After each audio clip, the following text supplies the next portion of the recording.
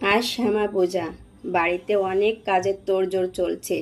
হাজারো ব্যস্ততার মাঝে আমি কিভাবে প্রদীপ জ্বালালাম তোমাদের মাঝে ভাবলাম একটু শেয়ার করি। সকালে কি কাজ করেছিলাম তার ছোট্ট একটা ভিডিও আমি দিয়েছি। এই যে সন্ধ্যায় একটু রেডি হয়ে নিলাম।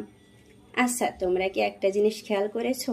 কাজের ফাঁকে ফাঁকে নিজে একটু ফিটফাট হয়ে থাকলে নিজের মনটাও ভালো লাগে, আর মন ভালো থাকলে কাজ করতেও খুব ভালো লাগে। রেডি হয়ে তারপর চলে এলাম মায়ের মন্দিরে। আমাদের গাছের তুলাগুলো বিচি সব বের করে নিয়ে সুন্দর করে সলতে পাকিয়ে নিলাম। তেল দিয়ে সলতেগুলো ভিজিয়ে নিয়ে প্রত্যেকটা প্রদীপে সলতেগুলো দিয়ে দিলাম। আমাদের বাড়িতে বিশেষ বিশেষ কিছু জায়গা আছে যেখানে আমি প্রদীপগুলো জ্বালিয়ে দেব। প্রদীপ জ্বালাতে আমার খুব ভালো লাগে। প্রত্যেকটা জায়গায় প্রদীপ দেওয়া হয়ে গেলে তারপর সবশেষে বড়দের প্রণাম করলাম।